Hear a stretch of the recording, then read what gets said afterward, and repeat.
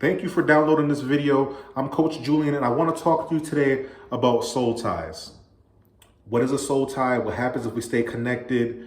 And how to break off soul ties. And I think this will be a great introduction into how to not only break them, but also to begin the process of moving forward and getting the partner that you truly want and that you truly deserve.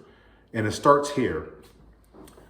I dated many females, and my wife doesn't like to hear me say that, but she was doing her own thing anyway. But I dated many females, and I don't say that to boast or brag, but I say it to let you know where I'm coming from a little bit here. And when I was in the dating world, I was looking more towards the flesh as opposed to the spirit. What does that mean? I was looking at what really excited me and excited my eyeballs and made me want to go and lay down and sleep with somebody, as opposed to somebody who could take the next steps and be a true partner, be a helpmate, help enhance me, help have a successful marriage. I wasn't looking at someone for the characteristics of what they could be in a wife, what they could be in a future partner.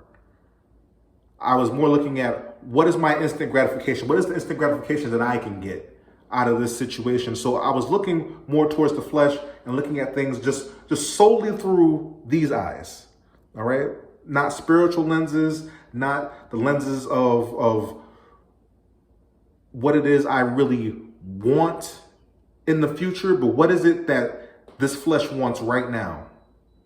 And it was somebody curvy, somebody with full lips, somebody with the hair done, nails done, everything did, right?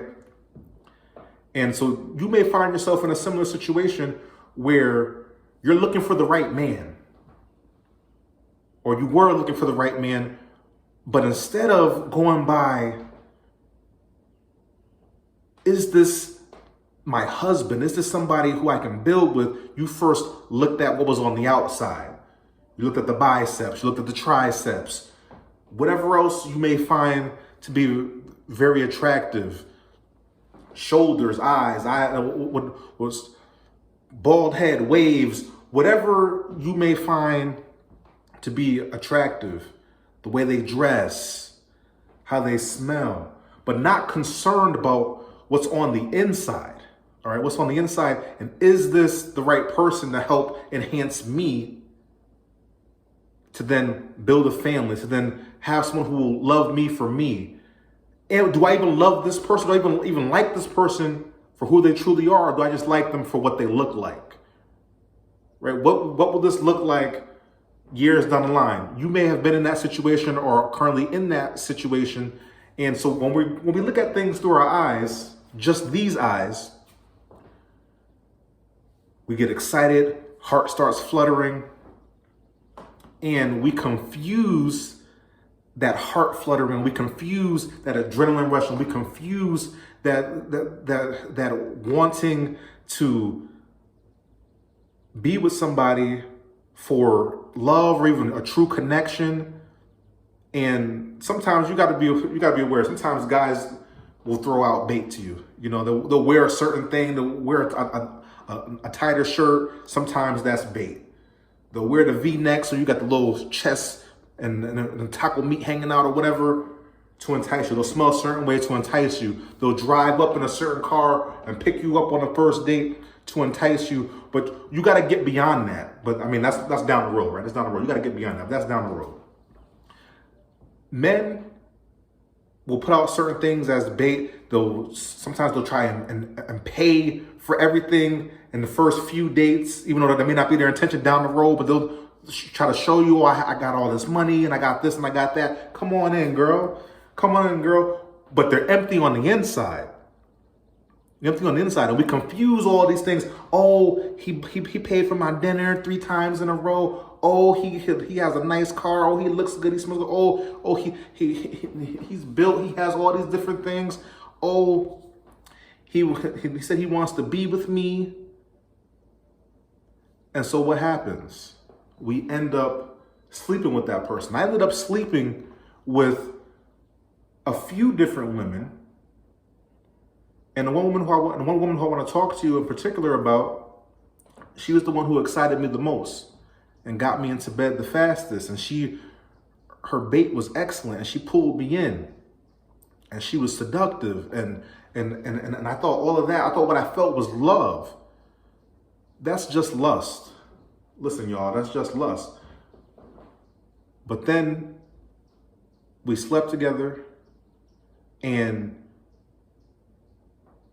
we have to be aware of, when we sleep with certain people, we build certain connections, all right? This is where the soul tie begins to come in. We build certain connections, and all a soul tie is a very deep connection.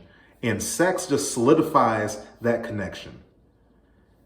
And when we find ourselves thinking we're in love when really we're just in lust, a soul tie, understand, can become very addictive, because it's this deep, it's a connection that's beyond, it's beyond us externally. It's an internal deep connection. And that's why it can become so addictive, especially when you may think you're in love, but that person who you're with has a completely different motive, ulterior motive. You thought it was one thing, they saw it as something else. You got into for what you thought may have been the right reasons, but you were more driven by lust because you didn't take the time to even evaluate whether this is the right person for me going forward. I was in that position. I didn't care about what was going to happen next year, 2 years, 5 years down the line. I just knew that she looked good and she smelled good, and so I wanted to be with her, and so she wanted me to lay with her, and so we did what we do. And then I became addicted. Okay, I only wanted to be around her constantly, and I want to be around her more and more and more and more, even though she began to go and date other people. Even though she told me, listen, we're not exclusive. Even though she told me I'm not going to put all my eggs in one basket. Even though she told me, she was basically telling me that she belongs to the streets. There are some people who you will deal with who if you're lucky enough, they'll tell you up front, listen, I belong to the streets. We're not exclusive. I want to be with other people. I want to date around. I don't want to put all my eggs in one basket. All these things just mean is I belong to the streets. If we have a connection, and especially if we had some sex, if we connected in that way, it should become exclusive. It should become exclusive. And honestly, we should all be waiting, but we just got to keep it real about what's the reality of the situation. The reality of the situation is, if sex gets involved, there should have been some talk about it being exclusive, just being you and that person, just being you and him, right? And for me, it wasn't just me and her. She didn't tell me that until after we slept together. And then I'm just like, wait, but what? And so then I began to try and convince her that we should be together. We have such great chemistry. We both want to have great careers and move out of our current city and move to a great place. We both want homes in our future. We both want so many different things. We both are educated individuals. All right, I'm not even talking about somebody who is uneducated. I'm talking about a well-educated woman. All right, we seem like we should mesh. And we like some of the same movies, like some of the same music. What do you mean we can't be together? This is the addictive part. I'm calling, I'm texting, I'm doing all these different things, trying to convince her, trying to take her out to great dates, and surprise her for her birthday, and surprise her for Valentine's Day, and all of these things. But the truth of the matter is, the only thing that was pulling me was that soul tie, because there wasn't anything else. There wasn't any other substance to it. We would have sex, and then things would fall apart. It was great in the bedroom, and then things would fall apart. And then because she had an ulterior motive, she was not thinking about marriage. So understand that if you find yourself in a place where you just feel like you can't be without this person, but they truly don't want to be with you and you're trying to do all this convincing, understand that you thought there was a connection. They didn't. They never saw the connection. They just wanted you for one thing. Maybe you felt enticed at first, but then you thought you were in love. But it's just this soul tie that keeps pulling you and pulling you along. So we got to be able to break that tie in order to be able to move forward, to begin to find the right person. How do we begin to break that soul tie, that deep connection, that internal connection, that spiritual connection that we have with someone else? How do we begin to break that? You may not want to hear this, but you got to cut off all communication. You got to cut off all communication. You can't play around with this piece. The more you hang around the person, the more you text them, the more you call him, the more you Facebook stalk him, the more you check on his Instagram, the more you go and see if he's posting on TikTok or what have you. You might drive through the neighborhood, see if the car is outside, see if there's another car outside, is he with another woman? Excuse me.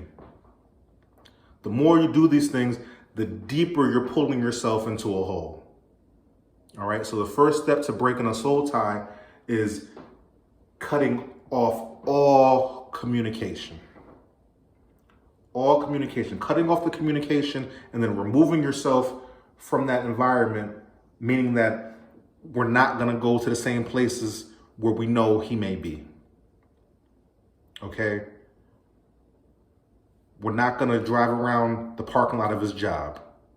And you may laugh at that, but some people do things like that. We're not gonna drive down the street. We're gonna remove ourselves from the environment. We're gonna remove ourselves from that person. We're gonna cut off all communication from that person. So we stop digging into this hole and going deeper and deeper and deeper into this hole that you are truly putting yourself into because it's already been expressed in oh so many ways, right? We gotta look at the person's actions, right? And I don't care what someone says to you, but what do they do? What do they show you?